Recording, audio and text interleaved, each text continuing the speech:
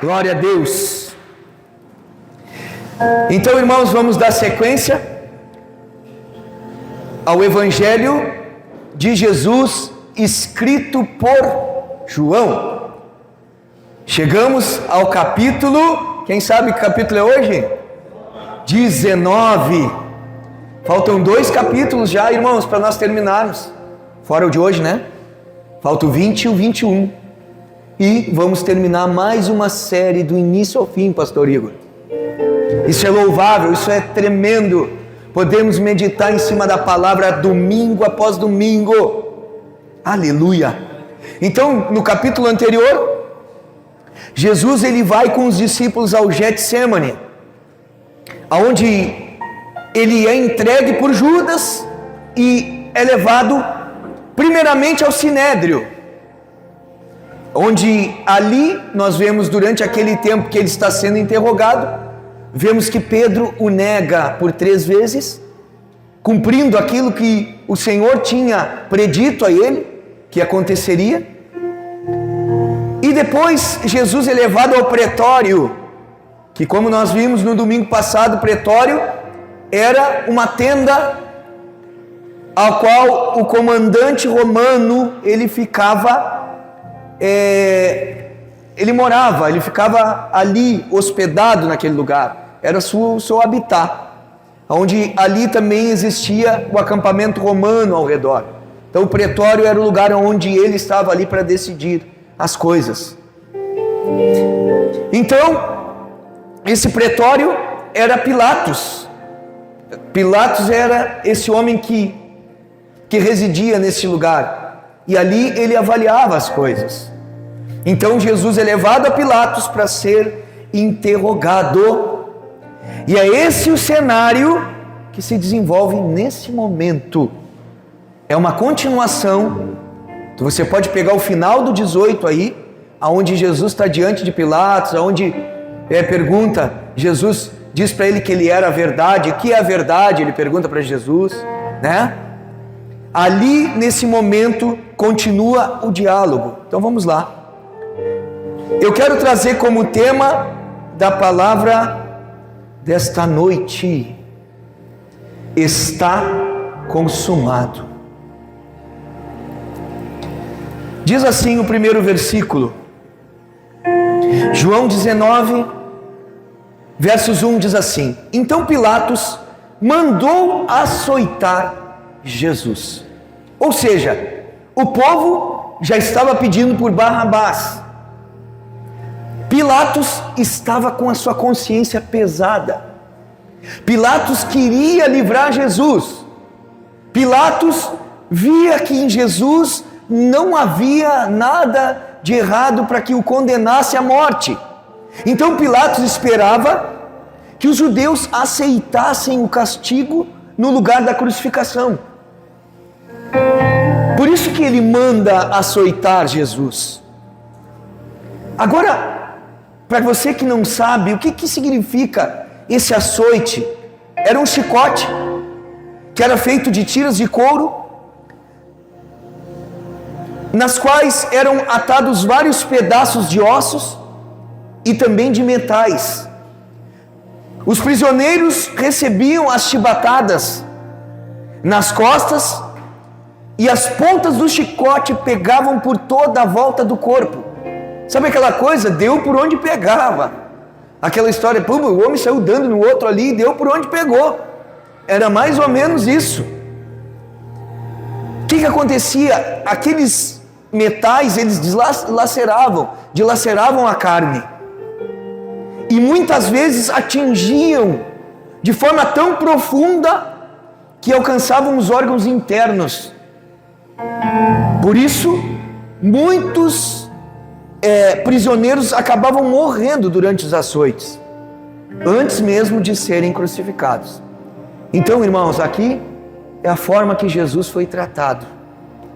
Esse é um capítulo que vai relatar as dores, que vai relatar o sofrimento em parte, porque nunca chegaremos ao que realmente Jesus sofreu por mim e por você. Mesmo que a gente venha tentar conjecturar, pensar sobre isso, a gente não vai ter dimensão realmente da sua dor. Versos 2 e 3 ele continua dizendo assim: os soldados teceram uma coroa de espinhos e a puseram na cabeça dele, vestiram-no com uma capa de púrpura, e chegando-se a ele diziam: salve, rei dos judeus, e batiam-lhe no rosto. A coroa de espinhos, ela era uma imitação de uma coroa real. E eles estavam fazendo isso para escarnecer de Jesus, para debochar dele. E essa veste de púrpura fez dele uma figura ridícula, porque os tecidos coloridos da época, eles eram muito caros. Então, essa púrpura era algo barato que já vinha tonalizado ou com cor. Então eles dão aquela capa para Jesus, aquela púrpura, aquela veste, na verdade, que era algo ridículo, era algo que para humilhar Jesus. Então tudo isso foi algo pensado, foi algo realmente para desmoralizar com a pessoa de Cristo. Os governantes judeus, eles haviam já zombado de Jesus como Messias, mas agora aqui, quem zombava de Jesus eram os soldados romanos. Eles zombavam dele como rei. Ou seja, os reis usam coroas, mas não coroas de tortura. Os espinheiros dessa região, eles produzem espinhos longos. Então não é aqueles espinhos, só coloquei um espinho no dedo, que a gente tem, vai comer uma fruta, pega uma felpa, muitas vezes de uma madeira, que pega, né, aquele espinhozinho pequenininho, já incomoda, dói. Mas aqui está falando de espinhos compridos, pontiagudos, longos, duros, afiados. E esta era uma coroa que cortava, perfurava e sangrava a cabeça de Jesus. Então olha a sofrência, olha o que ele estava passando. Agora abre comigo em Gênesis Gênesis 3, versos 17 e 18. Primeiro livro da Bíblia, capítulo 3, 17 e 18 diz assim: e ao homem declarou: visto que você deu ouvidos à sua mulher e comeu do fruto da árvore da qual eu lhe ordenara que não comesse, maldita é a terra por sua causa, com sofrimento você se alimentará dela todos os dias da sua vida. Versículo 18: ela lhe dará espinhos e ervas daninhas, e você terá que alimentar-se das plantas do campo. Olha só, o que aconteceu aqui lá em Gênesis? Deus, ele amaldiçoou a terra. Após o pecado de Adão, o pecado entra no mundo, não existia o conhecimento do mal. Então essa terra que antes ela produzia frutos de forma abundante, ela passa agora a produzir espinhos e ervas daninhas como resultado da desobediência de Adão e Eva. Então a coroa de espinhos colocada na cabeça de Jesus é um símbolo da carga do pecado da humanidade e da dor que ele causa, tanto para a terra quanto para as pessoas. Então, mesmo sendo com o intuito de chacota, ali havia toda uma simbologia, havia toda uma tipificação. Ou seja, a coroa de espinhos também aponta para a redenção. Jesus, ao aceitar essa coroa, assume o peso do pecado da humanidade e oferece a possibilidade de reconciliação com Deus. Olha que lindo. Versos 4 até o 6. Diz assim: Mais uma vez, Pilatos saiu e disse aos judeus: vejam, eu o estou trazendo a vocês, para que saibam que não acho nele motivo algum de acusação. Quando Jesus veio para fora, usando a coroa de espinhos e a capa de púrpura, disse-lhes Pilatos: eis o homem. Ao vê-lo, os chefes dos sacerdotes e os guardas gritaram: crucifica-o! Crucifica-o! 2 vezes gritaram. Mas Pilatos respondeu: levem-no vocês e crucifiquem-no. Quanto a mim, eu não encontro base para acusá-lo. Então ele estava expressando. E aqui, irmãos, essa foi a terceira vez que Pilatos, ele declarou que não havia base legal alguma. Para quê? Para aplicar a pena em Jesus. Aí ele continua. Os judeus insistiram, versículo 7. Temos uma lei e de acordo com essa lei, ele deve morrer, porque se declarou filho de Deus. Ao ouvir isso, Pilatos ficou ainda mais amedrontado. Olha só, ele começou a dizer: cara, esse cara não é normal, não é uma pessoa comum. Começou a ficar, ele começou a pensar.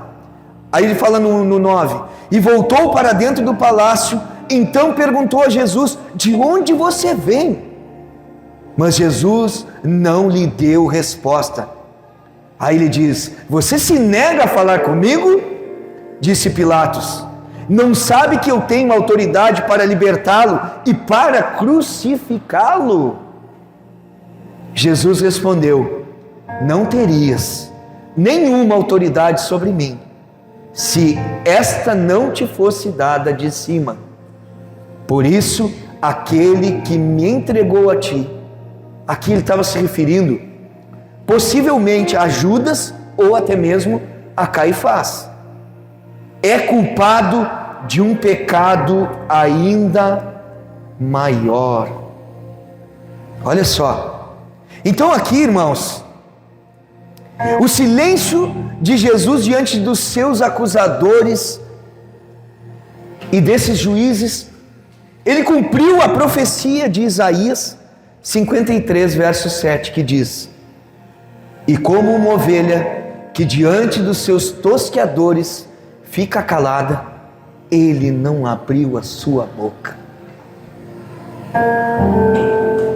Todas as coisas que foram preditas sobre Jesus, as profecias que eram a seu respeito, ele observou todas elas para cumpri-la. Jesus explica a verdadeira natureza do poder a Pilatos. Por quê? Porque no pensamento do governador aqui, desse governador romano, o que ficava para ele? Cara, Roma é que tem poder. Roma que tinha poder na época e não mais ninguém. Então, mas na realidade, Jesus agora mostra que Deus era quem detinha o poder. Era isso que Jesus estava mostrando. Agora, abre comigo em a carta aos Romanos, capítulo 13, versos 1 e 2. Vamos juntos ali. Verifique o que eu vou falar. Romanos 13, 1 e 2 diz assim: todos devem sujeitar-se às autoridades governamentais, pois não há, diga comigo assim, pois não há autoridade que não venha de Deus. As autoridades que existem foram por Ele estabelecidas. Olha o 2. Portanto, aquele que se rebela contra a autoridade está se colocando contra o que Deus instituiu. E aqueles que assim procedem trazem condenação sobre si mesmos.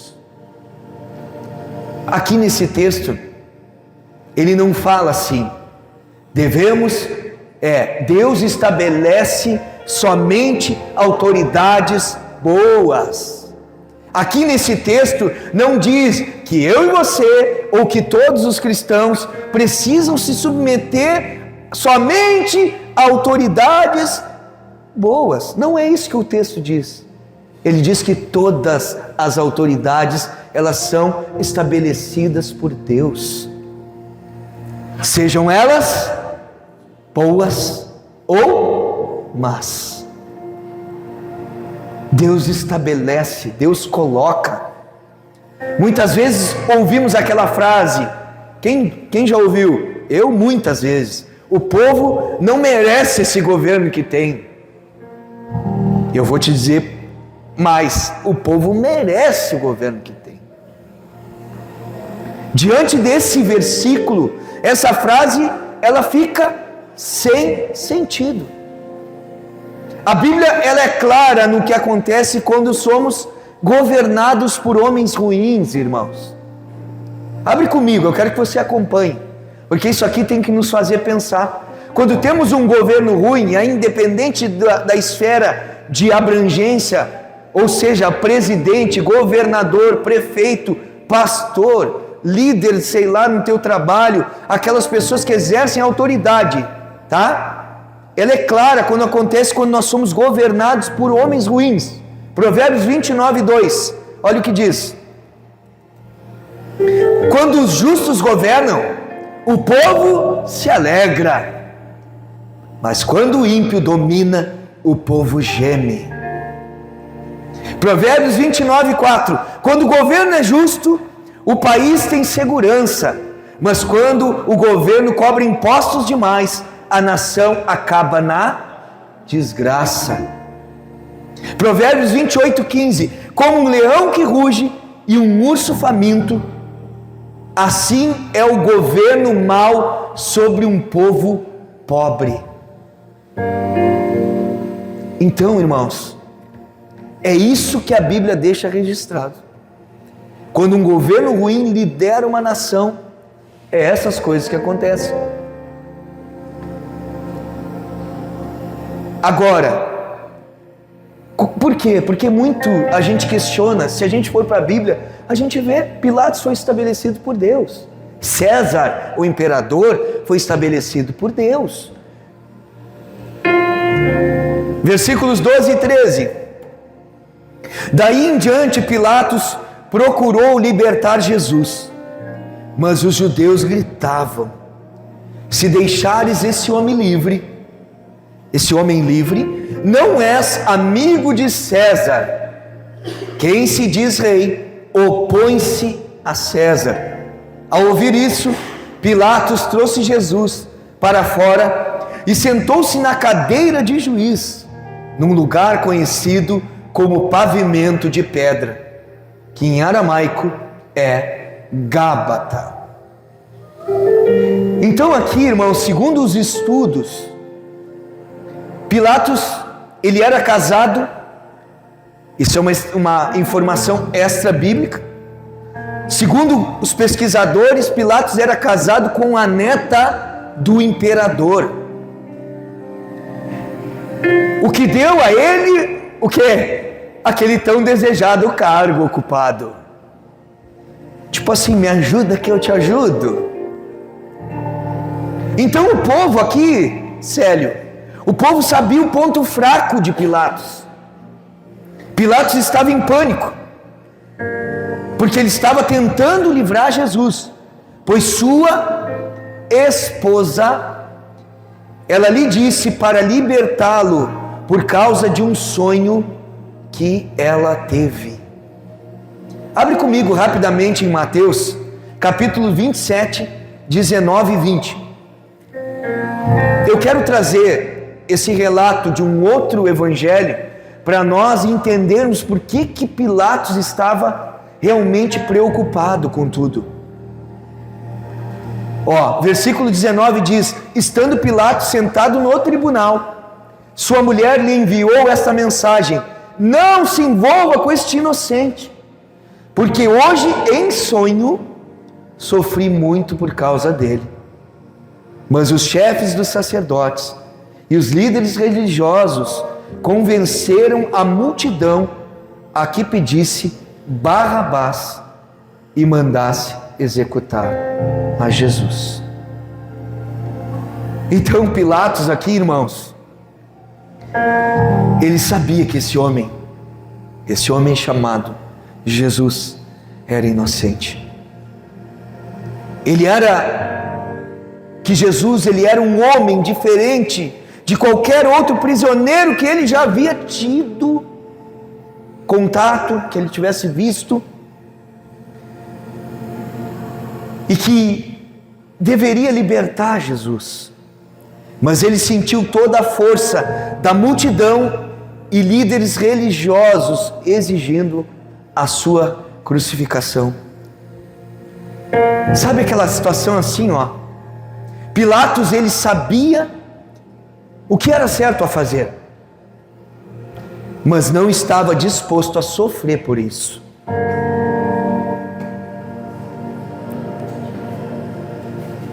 Há uma frase muito citada, muito conhecida, que é: a voz do povo é a voz de Deus. Já ouviram?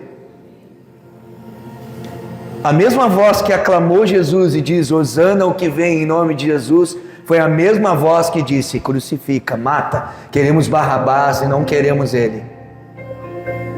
Aqui vemos que a voz do povo, ela matou a Deus. Através de quem? Jesus, que é o próprio Deus encarnado, que foi para o madeiro para morrer. Então muitas vezes eu e você, agora é para nós estamos em situações parecidas à de Pilatos.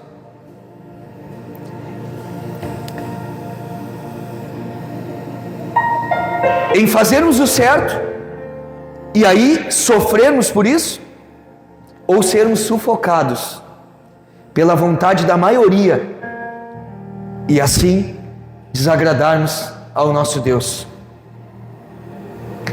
Como é que a gente lida com isso, irmãos? Mas isso aí aconteceu na Bíblia, acontece conosco todos os dias, ou seguidamente acontece. Sabe aquela turma que muitas vezes ela faz força em um lugar, em um trabalho, até mesmo dentro de uma igreja, pode ser. Às vezes na família, aquela coisa que todo mundo está fazendo e você sabe que aquilo ali não está certo, que o correto a fazer é por outro caminho, é uma outra forma, e muitas vezes nós nos omitimos e consentimos e fazemos o que eles estão fazendo. Ei, deixa eu falar uma coisa para ti. Por isso que cristianismo não é somente vir à igreja. Por isso que cristianismo é ser igreja. Não é frequentar uma igreja, é realmente viver o que a igreja deve viver. É contrariar aqueles que muitas vezes são maioria. É se posicionar mesmo que para isso tenha danos, mesmo que para isso tenha dor, tenha sofrimento. É falar a verdade mesmo que tenha que perder o emprego, mesmo que tenha que perder muitas vezes amizades. É não negar Jesus e trocar ou vender por 30 moedas. Mas Judas vendeu por 30 moedas Jesus. Nós muitas vezes, de graça, não ganhamos nada. Aí ele continua no versículos 14 ao 18. Era o dia da preparação da semana da Páscoa. Por volta do meio-dia, eis o rei de vocês, disse Pilatos aos judeus. Mas eles gritaram: mata, mata, crucifica-o. Devo crucificar o rei de vocês? Respondeu Pilatos. Não temos rei senão César, responderam os chefes dos sacerdotes. Finalmente, Pilatos o entregou a eles para ser crucificado. Então os soldados encarregaram-se de Jesus. Levando a sua própria cruz, ele saiu para um lugar chamado Caveira, que em aramaico é chamado Gólgota. Ali o crucificaram e com ele 2 outros, um de cada lado de Jesus. Irmãos, essa cena, você imagina 3 cruzes, uma do lado da outra, em um lado um malfeitor, e em um outro malfeitor, e no meio o santo. Toda a humanidade estava representada ali naquelas 3 cruzes. O Salvador sem pecado, o malfeitor arrependido, salvo, e o desobediente condenado. Jesus estava no meio da humanidade. Jesus estava no meio entre o crer e o rejeitar. Jesus estava no meio entre o salvo e o que perecia. Ou seja, para passar de um lado para o outro, é preciso passar por Jesus. E foi isso que um deles disse: Senhor, lembra-te de mim quando entrares no teu reino. Eu creio que tu tens um reino, tu és rei. E o outro ficou ali, debochando.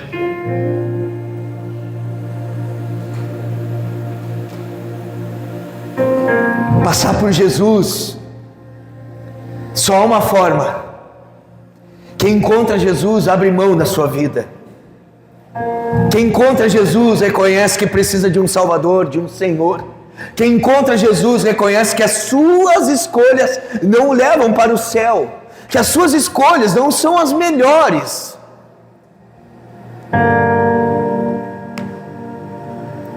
Ei, deixa eu falar uma coisa: Jesus está no meio entre o crer e o rejeitar. Então é preciso realmente, sabe aquela coisa quando a gente vem caminhando, que assim tu vem distraído e tu esbarra numa pessoa? Nós precisamos muitas vezes ter esse embate, mas é melhor fazer o que a palavra diz. É melhor lançar-te sobre a pedra do que a pedra vir a cair sobre ti e te fazer virar em pó.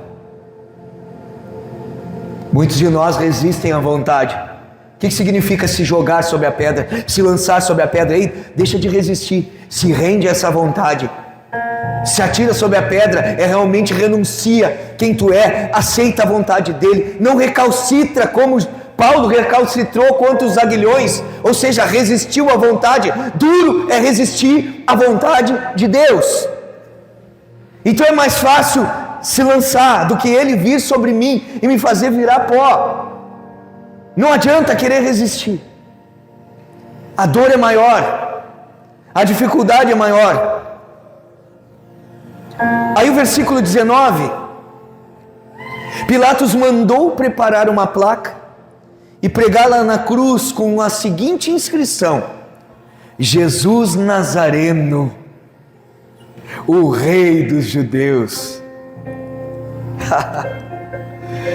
Aqui, irmãos, isso estava de acordo com o costume romano da época.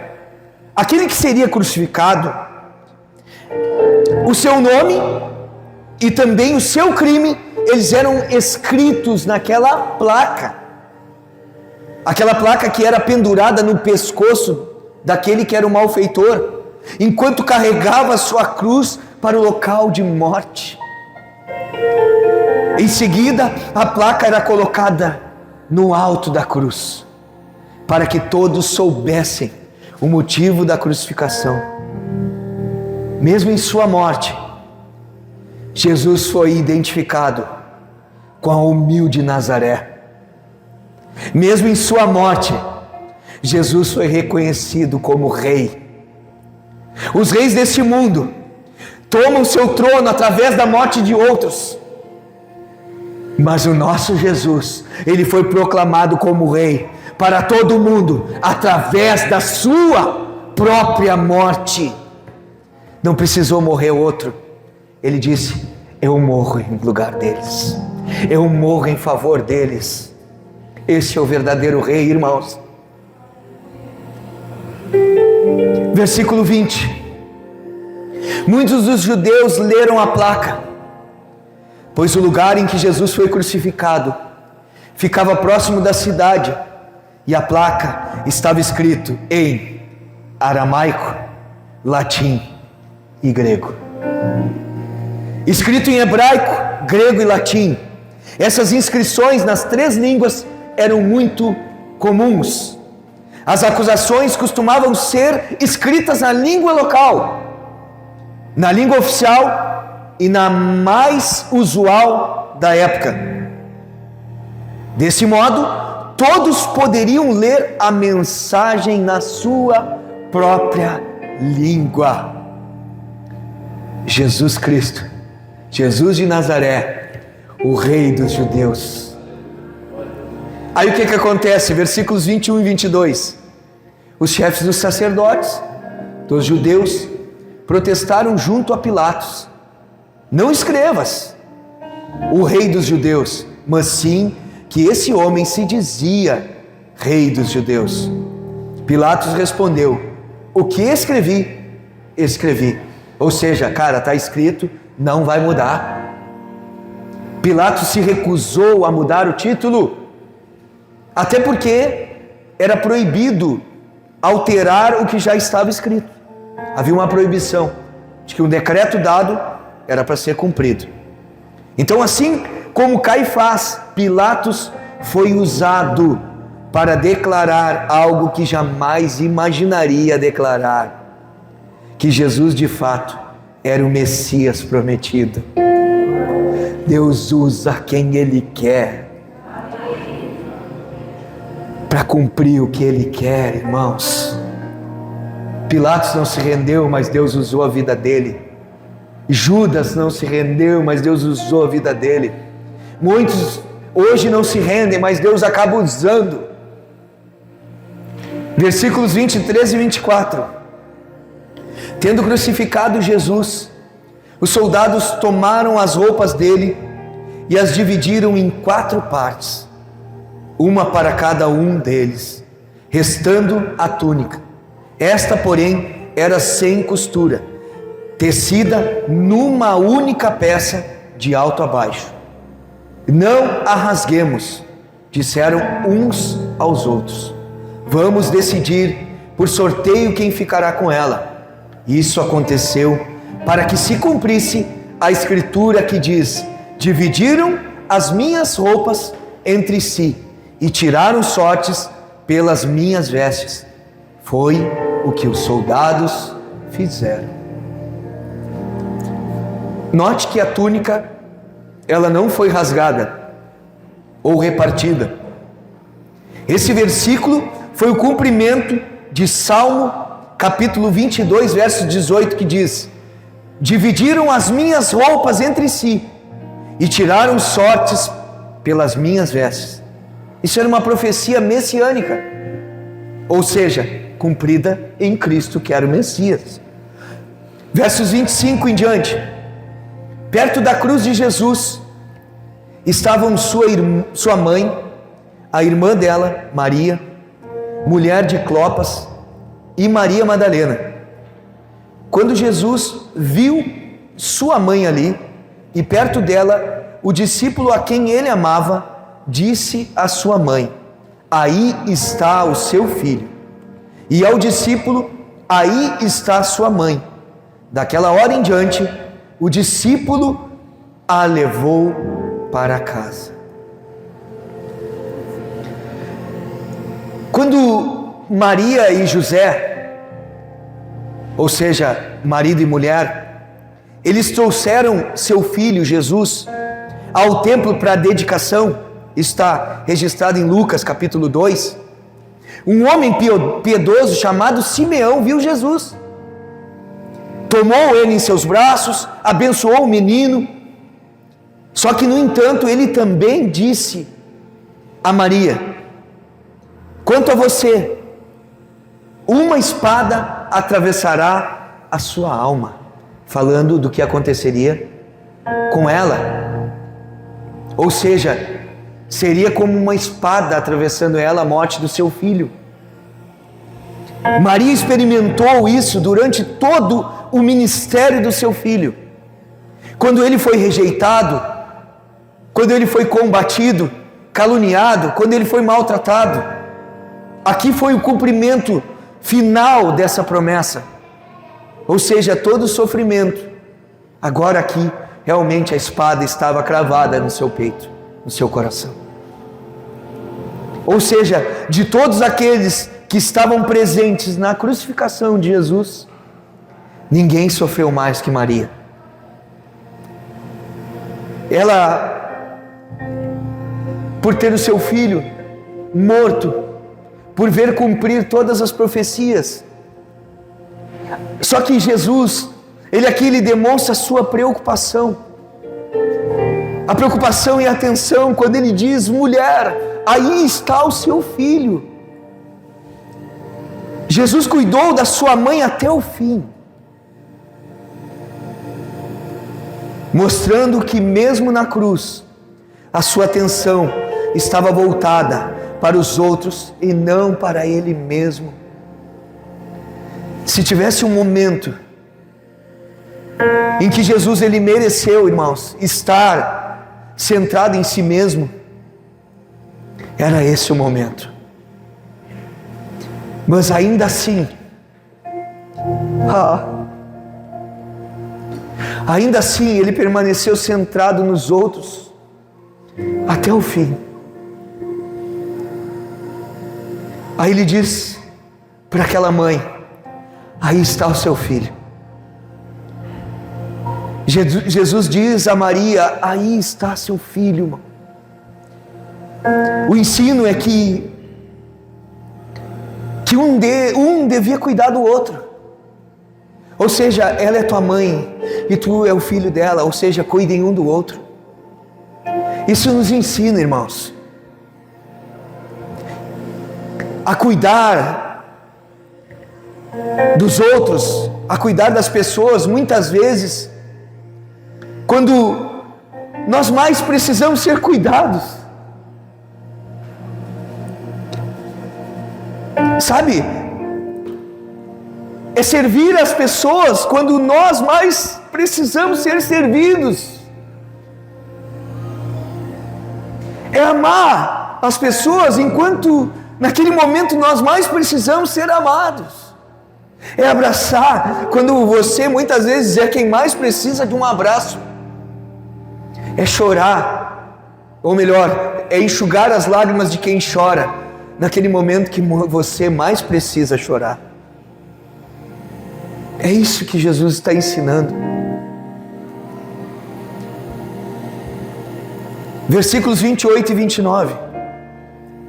Mais tarde, sabendo que tudo estava concluído, para que a Escritura se cumprisse, Jesus disse: tenho sede. Estava ali uma vasilha cheia de vinagre. Então embeberam uma esponja nela, colocaram a esponja na ponta de um caniço de isopo e a ergueram até os lábios de Jesus.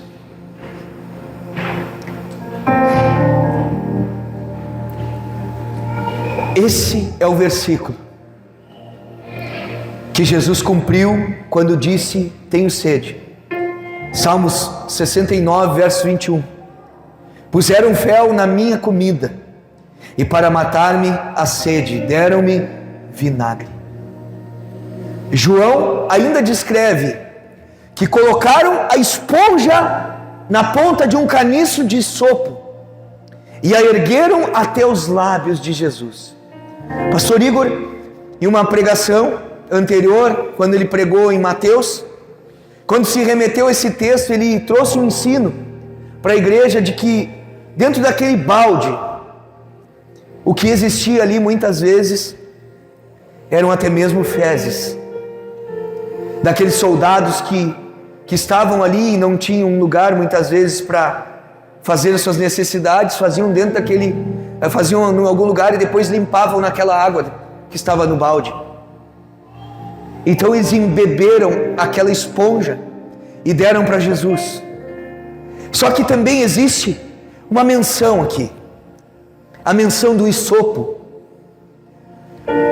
Quando Jesus fala do isopo, isso na cultura e na cabeça de um judeu remete os pensamentos deles de volta à Páscoa, a antiga Páscoa, quando o povo foi liberto do poder dos egípcios, aonde na última praga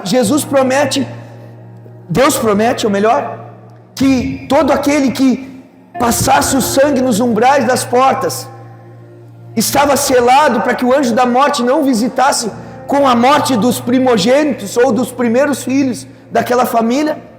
Ou seja, eles usaram o hisopo, fizeram um molho de hisopo, aspergiram no sangue do cordeiro, passaram nos umbrais. E agora aqui, novamente é feita a menção do hisopo. Olha o que diz ali Êxodo 12, do 22 ao 23, que vai falar o que eu estou dizendo. Êxodo 12, 22 e 23 diz assim: molhem um feixe de hisopo no sangue que estiver na bacia, e passem o sangue na viga superior e nas laterais das portas. Nenhum de vocês poderá sair da casa até o amanhecer. Versículo 23: quando o Senhor passar pela terra para matar os egípcios, verá o sangue nos umbrais, ou na viga superior e nas laterais da porta, e passará sobre aquela porta, e não permitirá que o destruidor entre na casa de vocês para matá-los. O sangue salvador do Cordeiro, dos umbrais das portas, livrava o primogênito da morte. Aqui, o sangue do Cordeiro de Deus, que seria derramado, livraria a todos os que fossem purificados por Ele. Lá o sangue protegia os primogênitos. Aqui Deus entrega o seu primogênito para dar vida a todos os outros irmãos. Aleluia, aleluia. O unigênito se fez o primogênito dentre muitos irmãos. Ele foi ao madeiro, ele morreu como as primícias de Deus. Versículo 30 diz: tendo-o provado, Jesus disse: está consumado. Tetelestai, tetelestai, ele gritou: está consumado, a dívida está paga. Com isso ele curvou a cabeça e entregou o Espírito. A palavra final de Jesus, Tetelestai, foi o grito de um vencedor. Jesus havia cumprido o propósito eterno da cruz. Ela permanece hoje como uma obra acabada, pagando a dívida que devíamos para com Deus e estabelecendo a paz entre Deus e o homem. Deus Pai colocou sobre seu Filho, sobre o Deus Filho, toda a culpa e a ira que nosso pecado merecia. Ele a carregou em si mesmo, satisfazendo totalmente a ira de Deus por nós. Ou seja, ele terminou o seu trabalho por mim. E agora? Agora eu devo começar a trabalhar para ele, por ele. Devo perseverar até terminar o meu trabalho também.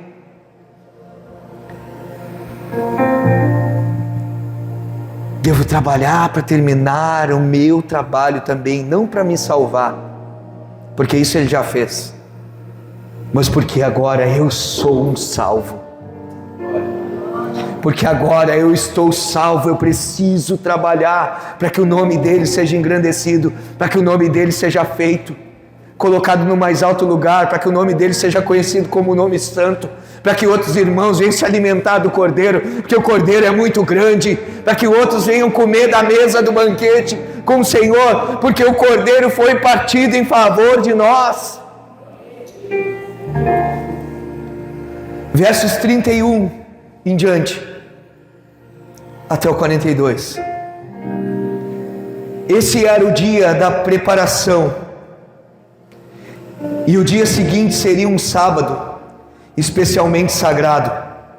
Por não quererem que os corpos permanecessem na cruz durante o sábado, os judeus pediram a Pilatos que ordenasse que lhes quebrassem as pernas e os corpos fossem retirados. Vieram então os soldados e quebraram as pernas do primeiro homem que fora crucificado com Jesus, e em seguida as do outro. Mas quando chegaram a Jesus, percebendo que já estava morto, não lhe quebraram as pernas. Em vez disso, um dos soldados perfurou o lado de Jesus com uma lança, e logo saiu sangue e água. Aquele que o viu disse, disso deu testemunho, e o seu testemunho é verdadeiro. Ele sabe que está dizendo a verdade, e dela testemunha, para que vocês também creiam. Está falando dele mesmo, João, viu? Essas coisas aconteceram para que se cumprisse a Escritura: nenhum dos seus ossos será quebrado. Aqui é uma citação de um salmo messiânico que se cumpre em Jesus, Salmo 34, 20. E como diz a Escritura no outro lugar, olharão para aquele que transpassaram. Aqui ele está citando Zacarias capítulo 12, versos 10. 38, depois disso, José de Arimateia pediu a Pilatos o corpo de Jesus. José era discípulo de Jesus, mas o era secretamente, porque tinha medo dos judeus. Com a permissão de Pilatos, veio e levou embora o corpo. Ele estava acompanhado de Nicodemos, aquele que antes tinha visitado Jesus à noite. Nicodemos levou cerca de 34 quilos de uma mistura de mirra e aloés. Tomando o corpo de Jesus, os dois o envolveram em faixas de linho, juntamente com as especiarias, de acordo com os costumes judaicos de sepultamento. No lugar onde Jesus foi crucificado, havia um jardim, e no jardim, um sepulcro novo, onde ninguém jamais fora colocado.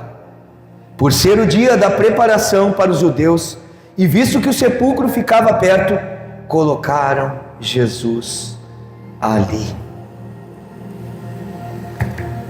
Com um olhar profundo como o de João,